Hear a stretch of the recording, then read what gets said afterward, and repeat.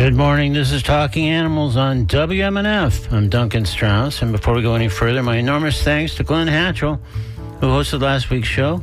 Glenn delivered a fascinating program that involves selecting some questions from past editions of Ask the Trainer and re-exploring those questions with Karen Pleshia and Mariah Shesky, colleagues and fellow certified animal behavior consultants. The conversation was truly compelling. If you missed it, be sure to check out the show on the WMNF archives. Meanwhile, my guests today are Kelly McCormick and Glenn Maresca, co-founders of Florida Rescue Farm, nestled in Duette, an unincorporated community in Manatee County. Excuse me. It's also the location of, among other sites, Duette School, which is listed on the National Register of Historic Places. That school closed several years ago, but nearby Florida Rescue Farm functions as a repository of important learning in the meantime. McCormick originally intended to homestead the 5-acre parcel of land the farm sits on, but that plan completely changed when Maresca rescued an orphaned calf named Moobee. That turned out to be a pivotal moment that not only transformed Moobee's life, but McCormick and Maresca's life too, as well as the lives of dozens of farmed animals that the pair has subsequently rescued. In turn, Moobee protected Maresca in a transformative way. We'll get to that story a bit later. Meanwhile, Florida Rescue Farm is now into a 10-year run as a sanctuary devoted to rescuing, rehabilitating, and housing pigs, goats, geese, chickens, ducks, cattle, and other critters. Parallel to those efforts, McCormick and Maresca cultivate a substantial educational bent, both implied in the sensibility of the sanctuary. To oversimplify, the ethos is animals are our friends, not our food, and directly in the educational tours they regularly offer and other related learning experiences. Learn more about Florida Rescue Farm, including how rescuing Moobee had life-changing, extraordinary repercussions for all kinds of animals, including human animals, among other notable stories, when I speak with Kelly McCormick and Glenn Maresca in just a moment here on Talking Animals on WMNF. Coming up later on today's program, I'll talk with Laura Pennington with Florida Voices for Animals. We'll discuss that the Florida Fish and Wildlife Conservation Commission, or FWC, is currently exploring the possibility of authorizing another bear hunt, what they call, quote, highly regulated black bear hunting, unquote. We'll touch on where this issue stands at the moment, very much including the virtual public meetings held by the FWC this week, today, Thursday, and Saturday. These online sessions, basically Zoom meetings, are designed to enable interested citizens to hear information and offer their own views on the proposed bear hunt. We'll hear more about this when I speak with Laura Pennington and a bit later in the program here on Talking Animals on WMNF. Right now, though, let's discuss the Florida Rescue Farm and the array of animals whose lives have been saved, as well as the countless folks who've undertaken educational tours at the sanctuary with the founders, Kelly McCormick and Glenn Maresca. With a reminder that I invite you to join the conversation by calling 813-239-9663, emailing dj@wmnf.org, or texting 813-433-0885. Let's welcome Kelly McCormick and Glenn Maresca to Talking Animals on WMNF. Good morning, Kelly and Glenn. Good morning, Duncan. Good morning. Thank you for having us. Oh, absolutely. Thanks for joining us on Talking Animals. I'm really excited to talk to you guys. Let's start, though, by discussing Duette a little bit. I know it's the location of, obviously, the Florida Rescue Farm, and I think it's pretty remote, but you two tell me about Duette. Describe the place from each of your perspectives and tell me what first drew you there. Well, what first drew us here was we wanted to get away from living in the city. We were unhappy with the food supply, and we wanted to grow our own food, and we wanted to do that. So we were looking for a place that was rural, that we could farm and homestead and start doing that and living off the grid. But Duette is a small community of farmers and working class people. It's when we first got out here, Carlton Road, the Carltons had been out here for generations as ranchers and farmers, and they taught us a lot about things that we used in the future and about farming and stuff like that. And we became close friends, even though they are ranchers and stuff like that. They were very salt of the earth people. The thing is, people are different, right? So, I mean, like some people do stuff and So other I've people do heard. stuff, but can like learn from those people. You know what I mean? And that's cool. And so like, yeah, it's a rancher and dear Lord, that is not what we do. But you can learn some stuff from them. And so you try to take the good from everybody you meet, you know? So if it's raining out and it's 3 o'clock in the morning and you're having a problem with a cow or something, they are good neighbors. They step right up and help you in that kind of scenario, it sounds Absolutely, like. absolutely. In those situations, and we do the same for them.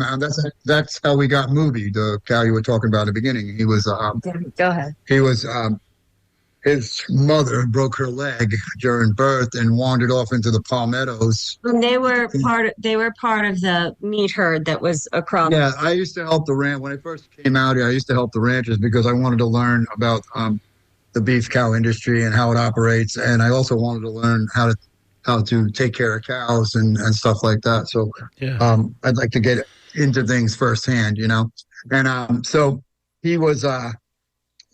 She broke her leg, and they wandered off into the palmettos, and the rancher came and got me to come and look for the calf, and eventually we found him, and then I started taking care of him, and from taking care of him is what launched everything for us pretty much on the sanctuary side, because I gotta tell you, we were vegetarian, right? But we weren't, we were like quasi-vegetarian. We took in this calf. We fed him for one day and we're like, we can't do this. This is crazy, right? Like we have to, he is so smart. He's just like any dog or cat or any domestic animal you have. He was brilliant and he still is brilliant, believe me. It's through the homesteading that we learn that you can't kill any of the animals. So then we were like, because they're our equals, well, now what do we do? You know what I mean? We're homesteading. We got animals. That's why I think the farm tours are super important. We have 5.5 acres. We don't have a huge space. A small thing. Let me back up a little bit. We might have to. Go ahead. We might have to bounce around a little bit just to. That's fine. Yeah, go. But so when Glenn was saying, you guys said, hey, we've had enough city life and all the stuff that goes with that. Did you come out to Duette and were you in position to acquire the 5.5 acres that you currently have, or what was the initial plan? There was no money down. We came out to homestead. We found a lot of land. There was no money down. We built our own house because Kelly's dad is a master carpenter, and at that time I was working with him. And we took us like 4 years to build. Yeah, it took us 4 years. We came out every weekend and we built the house and we put up some structures and stuff because we were homesteading, so we had chickens and. And here's the other thing. At the same time, we were both. We volunteered with wildlife. We volunteered with Life Inc. in Bradenton, and they're fantastic. They're fantastic. They're amazing. Gals, they're great. But anyways, we volunteered with them, and so we would also get. So they would get like if there's a Pekin duck, they would get that. Well, they can't fly, so they can't release it. So we would adopt it, and so we were in this weird. We were taking animals from wildlife. We took our first pig, Willie. He was dumped out in the Gulf with 3 of his siblings, but he actually swam to shore and he made it. Were you taking some of these animals before the Moobee situation happened? Yes. This was before we were even. Yeah, this was before we started the sanctuary. Yeah. So we started taking in the animals and from wildlife. As because we had the land and we wanted to learn. We were super curious. And other thing about volunteering with wildlife that has really has lent into our sanctuary, we still support wildlife. Yes. We have wildlife zones where we have non-human zones on the farm where no human beings are allowed to go, and we have about 5.5 acres, and about half of that is non-human zone where the only time we'll go in there is if we're looking for an animal that's missing or it's an emergency. Otherwise, it's its own environment. Well, and we feel that, yes, we support livestock, right? Yes. also support, cats and dogs as we can, but we also support wildlife. You can't just do one thing. You can't just take care of one animal and not take care What of we've learned in the process is there's no difference between me, you, Yes. My dog is any living thing has the right to exist on this planet with us. Yeah. And not, For sure.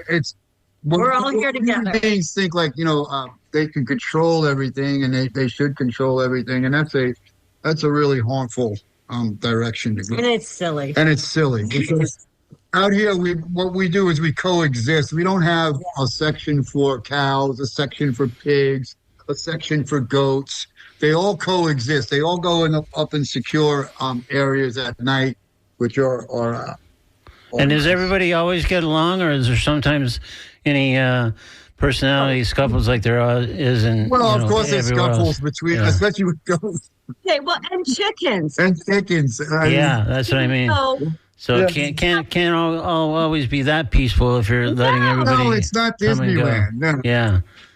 They're like us because the chickens have friends and the chickens have like other chickens that they don't get along with. They hang out and say, well, just like you don't get along with somebody, they don't. But they do coexist. You know what I mean? Yeah. So, and it's you find a way basically. Yeah, and it's fun, and especially in the afternoons when the goats and the cows and the geese and chicken, they're all out in the field, and basically they do, usually get along. Like right now, it's mating season it's spring. It's coming into spring, so this is a time of where all the males go crazy.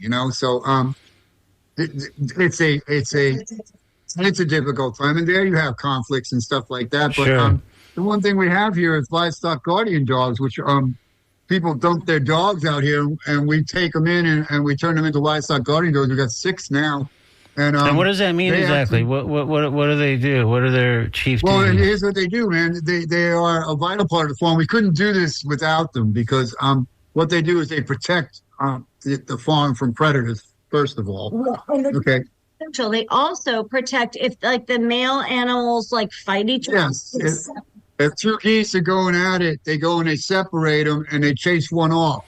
I took the first dog we got from a hunter. It was a little. She was a hunting dog. And Gypsy, she was a hunting dog. She's a Catalua leopard cur, and I trained her, and she learned, and she trained all the other dogs as they came in. So what they do is they stop the fighting. They look out for the animals. They make sure that the bobcats, coyotes, and everything stay off the farm. Interject just for a second. The amazing thing is that they all learn from Gypsy. So our first dog that Glenn taught, and she learned how to protect the animals and separate them and all of those. Every dog we got after her learned from her behavior. So I mean, it's really amazing to see how animals learn from each other and how they interact with each other. This is crazy. Yeah, let me ask you this. By observation. Yeah. Go ahead. No, sorry. I was just going to ask Glenn. Go ahead. How did you know how to train Gypsy to begin with?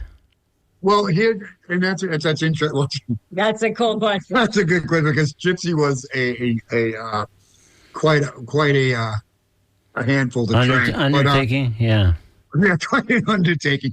But she learned, and you do it basically by its observation and positive reinforcement. But did you have a background in dog training or other kinds of behavior? No, but my grandmother and grandfather were homesteaders, and they had dogs, and I've been around dogs my whole life. So, Glenn, what I've noticed, they learn from watching you. They learn mainly from observation. They learn, I would walk over, and if a rooster was fighting, I would break up the rooster fight. So after doing that 4 or 5 times, the dog realizes, oh, this is what he wants me to do. This is what we do in this situation. And they do it. And they're quite efficient at it. And, here's the thing. Animals are just as smart as you. They're just as perceptive, just as intelligent. So it's repetitive. It's a repetitive thing. Yeah. So, well, it's also in that same way. It's interesting that once you train Gypsy, all the dogs that came afterwards Yes. were Yeah. trained, No, I did trained not by see that Gypsy. coming. It sounds like you didn't even really get involved. No, I didn't see that coming. To be honest, I didn't see that coming. Yeah. Another thing, you see, even after Gypsy, because she's the oldest, and there's some younger ones under her. Everyone that comes along, the other ones train them. They learn from the other dogs, and so I mean, this is amazing. These are animals educating other animals. And Yeah. these are animals that people just dumped. You know what I mean? They dumped out here. Yeah, You came out here in the country and you dumped your dog. because you didn't want that.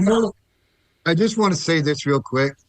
Don't do that. Because when you dump a dog in an environment that it is not familiar with, where there's coyotes and bobcats and stuff, they're not going to live. I would also like to say, if you throw a rooster over somebody's fence, Yes. same. I mean, and this is what a lot of people, when they, I hear you. I know you're like, people are in a bad place and they might not be able to. I understand being in a bad place, believe me. But you're saying there's different solutions than just better stranding solutions than a that. dog or a rooster somewhere where they don't have a chance. If you throw an animal over a rescue's fence, they're going to be okay, but they might not be. You know, and so it's better to contact the rescue, talk to them, and do that before you just make a rash move. And, and because people, one thing would like to mention too is about pigs. Do not pet pigs as a pet. Okay, because we have calls every day for pigs, and we no longer have room on our adoption program, and we no longer can take in more pigs. And I think every sanctuary in Florida is in that same situation. Yeah. So, that and roosters. When you go to Tractor Supply and you pick up, oh, look at these cute little chicks. Oh, we'll take them home. They tell you they're all hens. They're not. Okay.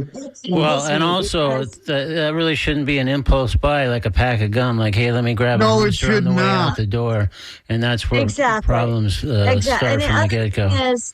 Well, it rips me apart. The pig thing rips me apart. Because pigs, of all animals, are highly intelligent. Yeah. They know exactly what's going on. They may be smarter than my dogs. Yeah, they are smarter than the dog. Yeah. And I talk to my pigs, and they talk to me. Yeah. You know what I mean?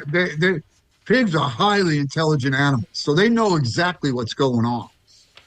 And I mean, I think it was a year or two ago, they were selling piglets at like the, what was it? Renaissance Fair. Renaissance Fair. I almost lost my mind. Which was insane. But I mean, it's, I understand that, The thing is, even people with chickens, like, it's cool. You've got your backyard hens. Everything's good. One turns into a rooster, you can't keep it. And like their kids love their backyard. And this is love their backyard rooster, and they can't keep it. This is and the thing. You're allowed to have hens in your backyard, but you can't have roosters. That law needs to change because pick one. I mean, roosters are going to inevitable when you're buying chickens. It's inevitable that you're going to get a rooster. Yeah. It's heartbreaking. It's really heartbreaking. And it is heartbreaking because you can't. Because these people love these roosters. They've grown up with their whole flock. Yeah, and then a neighbor comes because they don't like the crowing or whatever, and then they have code enforcement, and then they have to get rid of the rooster. And the problem is this: we can't take more roosters. And honestly, and pigs, we are every single. Yeah. And so it's hard. It's really hard. Yeah. And now the other thing is this, as a sanctuary also, and as a small sanctuary, a long time ago, someone told us, when you say no to an animal, you're saying yes to your other animals. Yeah, when you say no to taking in an animal that you can't take in, you're saying yes to the animals on the health and well-being. And so to like young sanctuaries, I would totally say that because your heart wants to take everything. You know what I mean? Sure. You know what I mean? That's your natural instinct. Yeah. But meanwhile, there's a reality of space and food and resources. Of course, you want to take everything in, but you have to have the mind to say, is this going to benefit my sanctuary by overloading it with animals? And then, what happens when you overpopulate it, then things start to go downhill fast. You get compromised. And you really need to strike a balance. And here, we like to do everything natural with the animals and try and give them as natural a life as we possibly can. So it's Well, I mean, we try to get so one of our main things, all the animals free range together. So everyone does their own thing. The other thing that we also have going for us, we have a really great volunteer program. yes, we do. Volunteers are, Shout out to Lori. yes, Volunteers. all of our volunteers are amazing. And all of our people, because Yeah, and we have a great donor community. We have a really good community, and we have a really great support system. And without them, I don't, it would be hard to do this. And what it does working with these people and on the front, it reminds you that compassion is not dead. Okay. Exactly. Tolerance and is not dead. So it's Speaking of that, I'm sorry. May I? jump right in. I'm sorry. I'm jumping in. I just want to jump in with the education aspect of tolerance is not dead. And Yes. Things, because we're small, our farm tours are super important because people come out and people that have never met a cow, they've only seen a cow on the side of the road, they can come out and actually interact with them and see how they live and what they do and how they are. It's a very I don't know what's the word I'm looking for. Well, it's an education that the package of meat that you buy in the store was once a living, breathing animal, and this is the animal that it was, and it's a smart, intelligent animal that loves its people, that has every right to live, as you have every right to live. Well, and just like the chickens, they have friends and they have enemies. Yeah, it's like it's cows that they like better than others. caretaking for the animals on this farm and the wildlife on this farm. Has changed my whole perception of what it means to be a human being and what. Well, I want to get back to that in one sec because we are still kind of skipping around wildly here, and I'm going to try to rein this in a little I'm sorry, bit. Doug. No, that's fine. You guys have a lot to say, and that's great. But we're random. We are super random. That's exactly right. So let me see. I'm sorry. Let me just no, that's fine. I'm just going to let people know that might have just tuned in a bit late who they're listening to. So this is Talking Animals on WMNF. I'm Duncan Strauss. If you did just tune in, my guests are Kelly McCormick and Glenn Maresca, co-founders of Florida Rescue Farm, a sanctuary in Duette, Florida, devoted to rescuing, rehabilitating, and housing pigs, goats, geese, chickens, ducks, cattle, other critters that we don't even know about, and no less devoted, as we're starting to touch on, and we'll come back to it in a moment, kind of cultivating a strong educational presence to all rescue farm visitors and volunteers.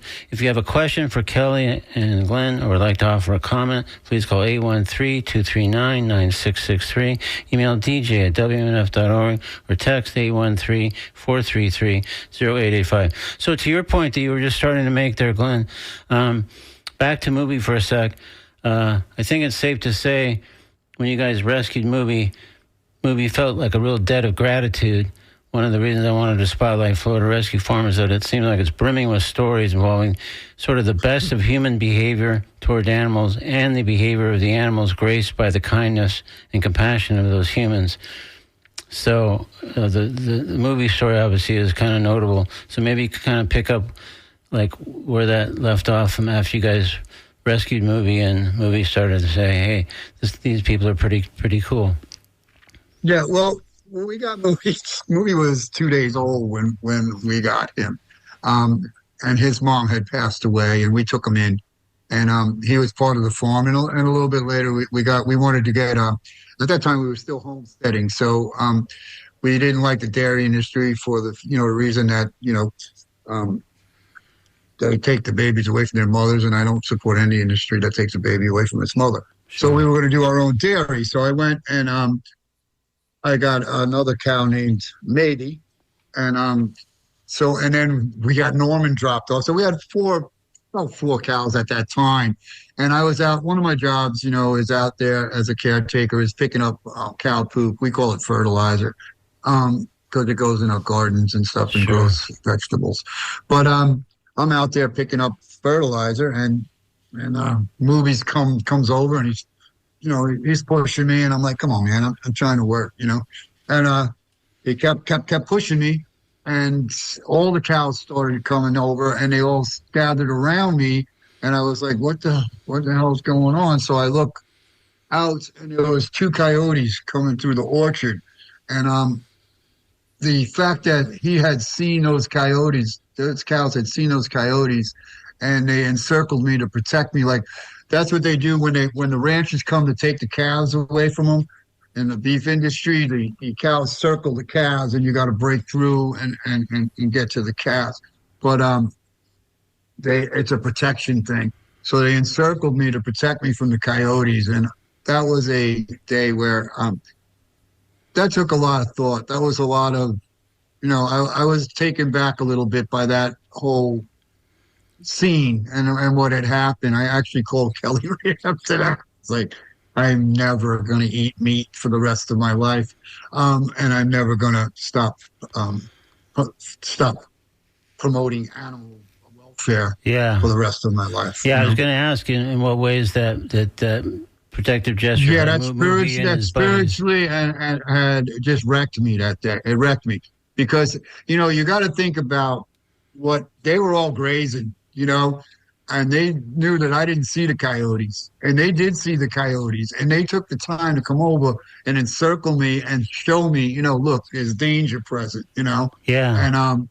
And I was like, damn, that was a moment, but there's so many moments on the farm and taking care of animals that lead you to that, Yeah. Also, like whenever we get a new animal on the farm, if we get, a new duck or a new chicken or whatever, and we always keep them in an introduction pen. Quarantine. The cows always circle the pen. They do. They know they're new and they protect them. And they lay there. And it's amazingly cool. Around that pen. And you know what's funny? I do just want to say, as a vegan, where do you get your protein? Our cows, oh my goodness gracious, the ginormous male cows are like 3,000 pounds because they've lived, they're like they're like 10 years old. They're super old. So they're super old. They're massive protective. All the cows are so strong. And I always do make kind of a vegan joke of that and say, where do you get your protein? But they are amazing with the other animals. They protect all the animals. It's really cool. Well, Moobee has grown into quite the mischievous. He is mischievous. Oh, yeah? He's a fence breaker. Yeah, he's a... Yeah, but also, I mean, they will eat it. What's cool is they all live symbiotically. So, like, the cows will eat, like, the upper plants. The goats eat the lower plants. Everyone kind of lives together, and everyone works together. And we let them create the environment here. All we try to do is enhance it by getting rid of weeds that they don't eat, Yeah. I got you. Well, it looks like we might have... Oh, go ahead. Sorry. Go ahead. I was going to say, it looks like we might have a phone call getting in on the conversation here. Okay, go ahead. Let's take them and get them involved. Hi, you're on Talking Animals with Kelly McCormick and Glenn Maresca. Yeah. Do they have a website and what's their contact information? There you go. Go ahead. We're on floridarescuefarm.org. And the email is just info@floridarescuefarm.org. And we'd love to hear from you. Yeah. Can I ask you before you go, caller, what prompted you to place this call? Okay. I live right down the road from those guys in Parrish. And I had contacted Wildlife Inc. because I'm interested in doing something with my property. I'm on about 5.5 acres, 5 1/3 acres. And I'm going to do something with animals. Something like what Kelly and Glenn have been doing? Yeah, exactly. I mean, great. With you guys. Well, we would welcome that. It's just crazy. I mean, it's exactly what I've been trying to get involved with. And I had contacted Wildlife Inc. and I emailed them about a week or two ago. I haven't heard back from them. But well, you have to understand, sir. Wildlife Inc. in the last hurricane. It was wiped out. They lost their property and their house over on the beach. They're rebuilding. Rebuilding. So they're in the process of rebuilding. So you have to be patient with them because that whole island got wiped out, Anna Maria Island. We would welcome you if you shoot us an email, and you can come out and see what we're doing, and we can talk to you. We will, we'll do anything that. Yeah, that would be cool. If you want to come out, and maybe you got ideas for us too, you know. Yeah. What is that? Your email address again? It's info@floridarescuefarm.org. All right, caller. Well, it sounds like you got a connection here that's going to prove very fruitful. So thank you so much for calling. Yeah. Thank you so much. Thank you for calling. Thank you. Well, that's cool. You guys are influencing people. That's awesome. In real time. That's great. That's what it's about. Yeah. Right there. You know, the more people that get involved, the more animals will be rescued. I don't like to say saved because I mean it's that's kind of strong, but the more animals would have a place to live out their lives in peace. For sure. Again, this is Talking Animals on WMNUP. I'm Duncan Strauss. My guests are Kelly McCormick and Glenn Maresca, co-founders of Florida Rescue Farm, a sanctuary in Duette that has rescued and rehabilitated, now houses all kinds of critters, pigs, goats, geese, chicken, ducks, cattle, you name it.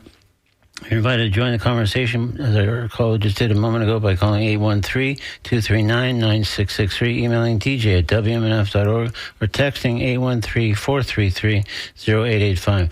So can you sort of pinpoint how your philosophy about animals shifted? It sounds like the Moobee thing in a couple different ways was transformative, but was there an evolution that you could sort of characterize, or how would you? That's a great question, because, when we started out, we were homesteading, and I think it was 2014, we were Homesteaders of the Year for Mother Earth News. Yeah. And at that time, we were still, that was a breaking point for it's funny because we go back to that interview. It was kind of like a breaking point for us because at that time we were still thinking about commodifying turkeys and they're breaking. We had two paths to take. Yeah. And so we were homesteading. And so Mother Earth News came in and they made us the Homesteaders of the Year or whatever.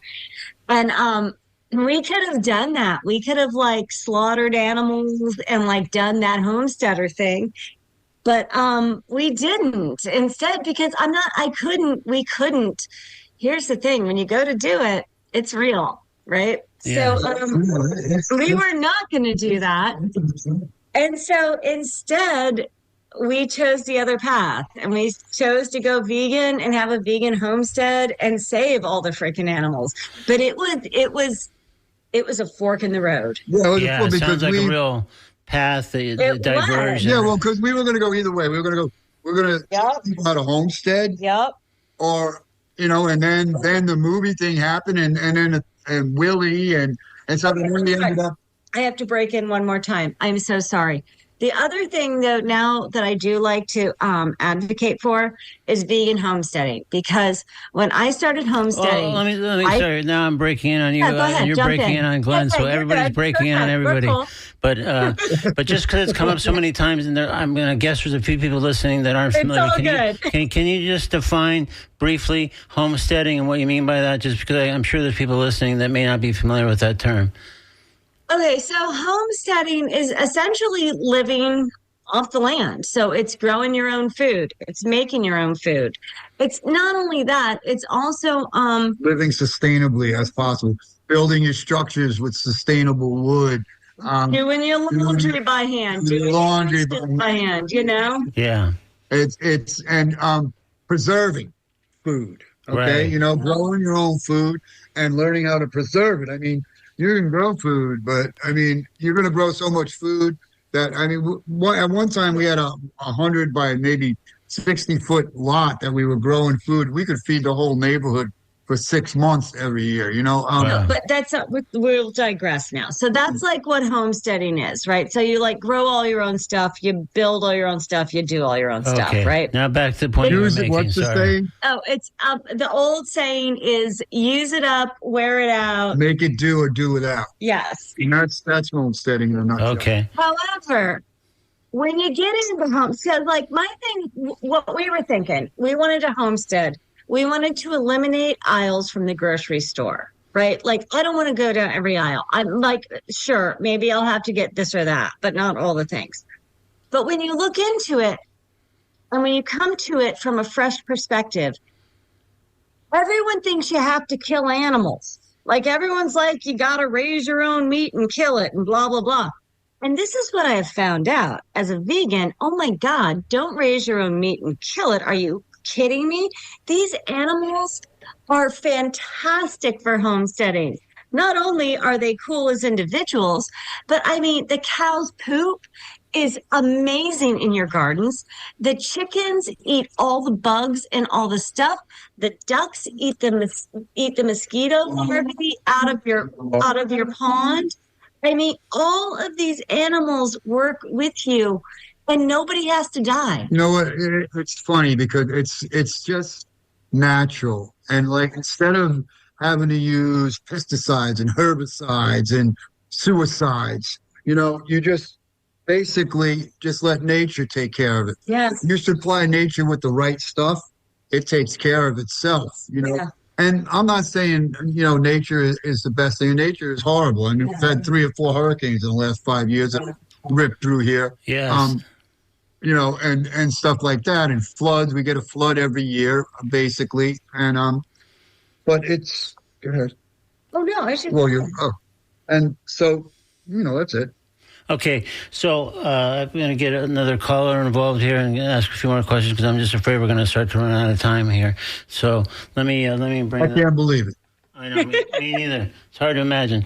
Anyway, let's bring another caller. Hi, you're on Talking Animals with Kelly McCormick and Glenn Maresca.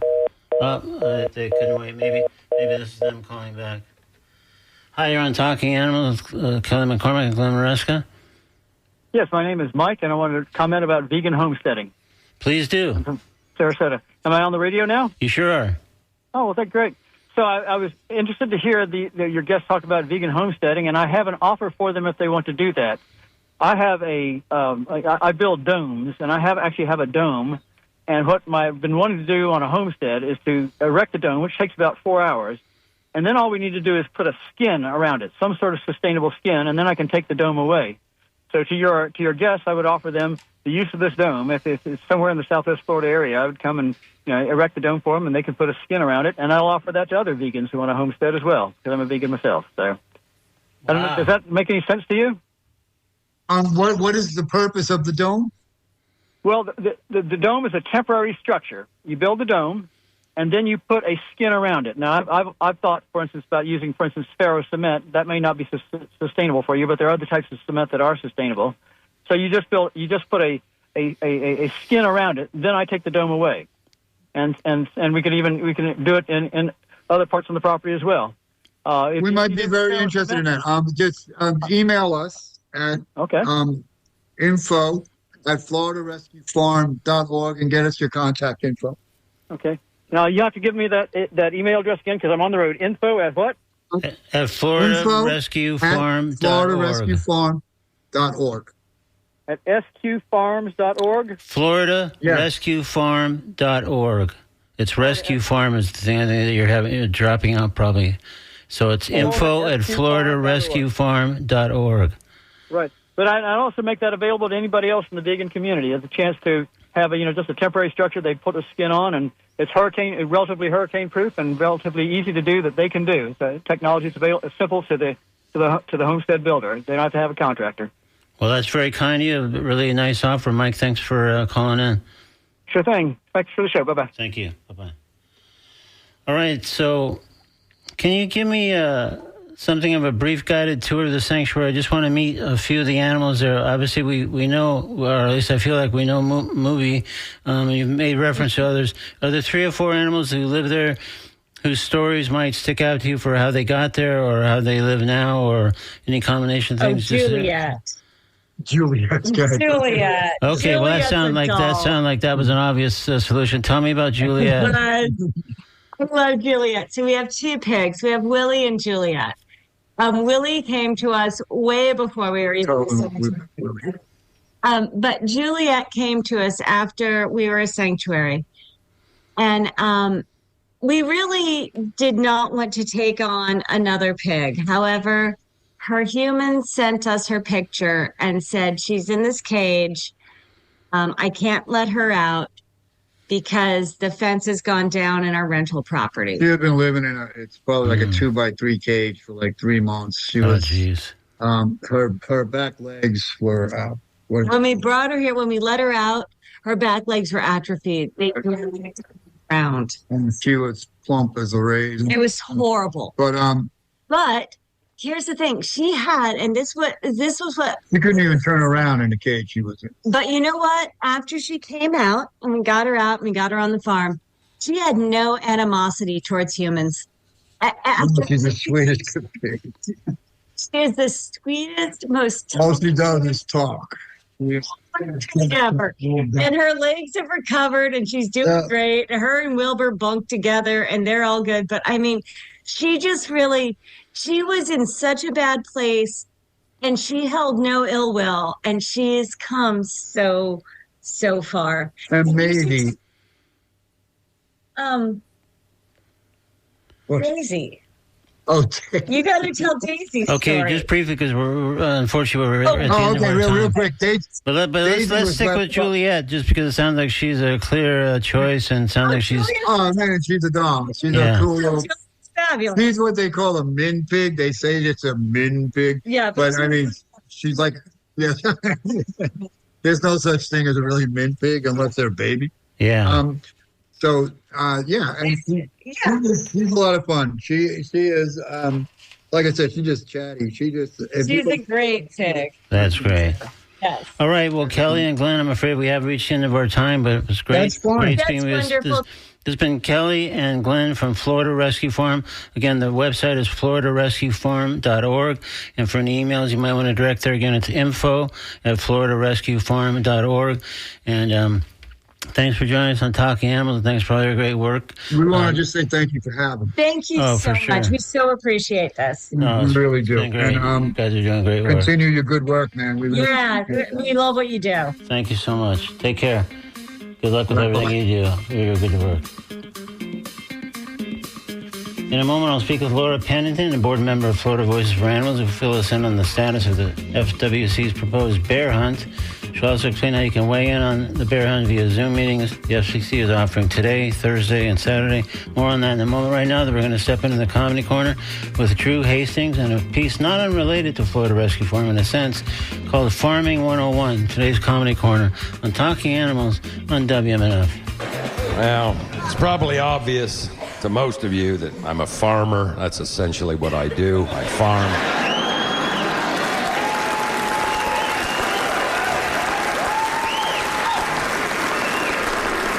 Believe it or not, I have not farmed that long. I've only been a farmer about 2 years. I've been an urban guy my whole life. I lived in New York, Los Angeles. I lived in San Francisco for a while. And, I was coming on 50, and I said, you know what? To hell with this. I'm going to go back to Midwest, where I'm from. I'm going to get myself a farm. Well, I'll be honest.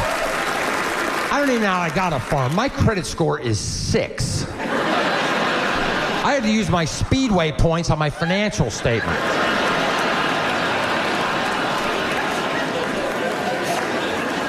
So I get this farm, and I don't know how many of you here have ever lived rural or in the country, but it is creepy out there. If you're not, it is creepy. They'll tell you, at night, sun goes down, pitch black. Did you know that at night, possum walking through a cornfield sounds exactly like 3 men with an axe? Yeah.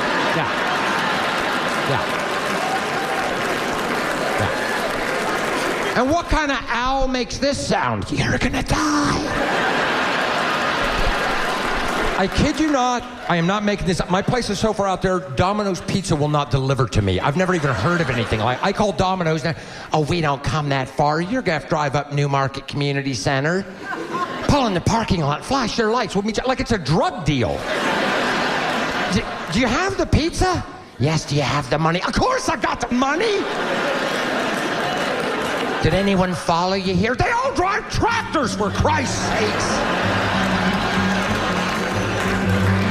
That was Drew Hastings, today's Comedy Corner, with part of a piece called Farming 101, taken from one of his TV appearances. Now it's time to talk with Laura Pennington of Florida Voices for Animals about this proposed bear hunt on the horizon. So here's Laura Pennington on Talking Animals on WMNF. Good morning, Laura. Good morning, Duncan. Thank you for having me on your show today. Oh, thanks for joining us on Talking Animals. So maybe for context, you could provide us a bit of history. When was the last bear hunt, and you know, anything notable about that last bear hunt? And then, of course, the next question is, why is there already another one, or why is there one on the horizon? Well, the last bear hunt was in 2015. Yeah. Before doing the hunt, they surveyed about 40,000 people in the state to see if they wanted the hunt, and over 75% said no, but they went ahead and did it anyway. And it really turned out to be a disaster. It was to quote one article I read, said an international embarrassment, because the trophy hunters who were participating in the hunt, they broke numerous rules, including killing nursing mothers, cubs. They baited bears. They killed bears that were underweight. And over 300 were killed. And yeah, and let me just, sorry to interrupt, but let me just point out that the term they use is harvested, which I think is like one of the worst euphemisms ever, maybe. All right. Well, over 300 were killed, and that doesn't even count the cubs that starved to death after their mothers were killed. Sure. And they basically had to stop the hunt early due to the fact that so many were killed so quickly, and also just due to an outcry about how the hunt was conducted. Yeah. So that's what happened 10 years ago. And so why do we find ourselves now facing the possibility of yet another bear hunt? Well, the reasons are not completely clear to me, to be honest. Yeah. I mean, my feeling is that as the bears have less and less habitat, as we develop more thousands of acres of land in Florida. And so they're pushed into smaller and smaller areas. And so basically from what I read, the sightings of these bears are often in new communities because they've taken over the bear's habitat. And so there is some contact. When I say contact, there really hasn't been many cases of physical contact over the last 20 years. Since 2006, I saw that there were 39 cases of contact, which is really not a lot for 20 years. Yeah. And the bears themselves, they're small, they're timid, they're basically they've never killed a human, and they're very quickly diminishing in numbers mainly due to loss of habitat. They do sometimes get hit by cars. So it does sort of surprise me that they're considering this hunt. Hunters only make up about 1% of the state, but maybe they're the loudest group, and they want this hunt. And, they're listening to the 1% over the 99%. So this is why I think those of us who are animal lovers need to speak up about it. Yeah. Well, it sounds like two things there. One is that I've heard lately multiple references to Florida Black Bear Management Plan approved in 2019, so this may be an upshot of that. But also, I think what you're saying is it's very important for people to register their opinions on black bears, that you got a strong vocal contingent in the hunters and others that are pro-bear hunt. So those of us who are anti-bear hunt really need to kind of make our voice heard at least as loudly. So, and there are only from the estimates I read, there's only about 4,000 left in the state. Yeah. No. So if they kill, 300 or more, that's almost 10% of what we have left. For sure. So I think that there is an opportunity to voice your opinion. There's 3 this week, one starting in about 5 minutes. Basically, these are Zoom virtual meetings online, basically Zoom meetings. And so one is today at noon, one is tomorrow, April 3rd, from 5 p.m. to 8 p.m., and the third of these scheduled so far is this Saturday, April 5th, from 9 a.m. to noon. So if you want to participate and hear some information that you'll probably be offered by them, but if you want to offer your opinion on whether or not they should go ahead with the bear hunt, you can go to myfwc.com, and at the top of that page, click on Meeting on Regulated Proposed Bear Hunts. Then it directs you how you can click in the virtual meeting via Zoom. So that'll take you there. So if you want to just click on the link to get to the Zoom rather than try to hunt that down or call in or whatever, that's your simplest way. So really... I'd also just wanted to mention, you can also send an email. I sent an email also to bear comments at myfwc.com, and you can also go to myfwc.com, and page down, you go to customer service, you say contact us, and then you can send them an email in case you're not able to attend the meetings. And I think they do sort of keep count of the emails that they get and the responses that they get. Sure. No, I think anything you can do to register your opinion, and if you're able to participate in one of these Zooms, or at least there's 3 coming up starting shortly today, Thursday, Saturday, all different times, so hopefully that'll work for everybody's schedule to at least do one of those. But emails, and I wouldn't say be limited to one or the other. I would do the Zoom thing, and I would also do the email, just so... Right. So if they are tracking response, it looks like it's, got people's attention as it should. So, anything else, Laura, we should know about this at the moment? What's the next? What's the next significant meeting? Isn't there one coming up in Ocala? Right, there is an in-person meeting on May 21st in Ocala. Right. That I plan on attending, where again you can speak in person on the subject. So anything you can do to speak out is greatly appreciated. Excellent. All right. Well, Laura, thank you so much for joining us and getting us caught up to speed on this. And we hope everybody will make an effort to get on one of those Zooms, send an email, and or if you have the time and plan ahead now for May 21st, go to the in-person meeting in Ocala, which again, also I'm sure you can find the details for that on myfwc.com. Right. And thank you so much for having me, Duncan. Oh, absolutely. Thank you. Appreciate it. Okay, Laura, thanks again. Take care. Thank you. Bye. Bye-bye.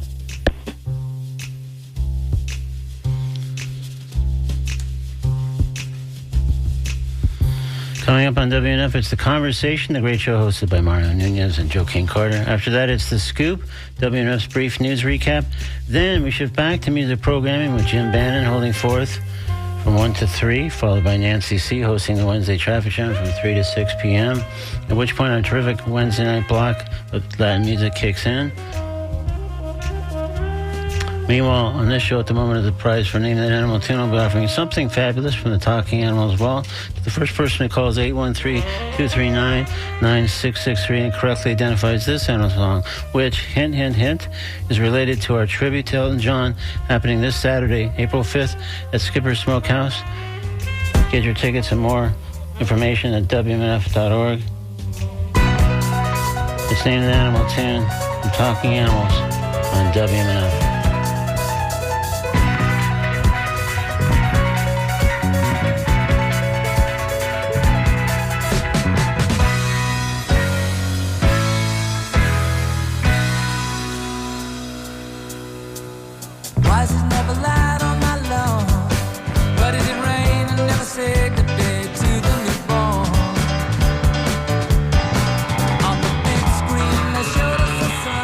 Okay, we can take any guesses off the air because we have just about reached the end of today's edition of Talking Animals on WMNF Tampa.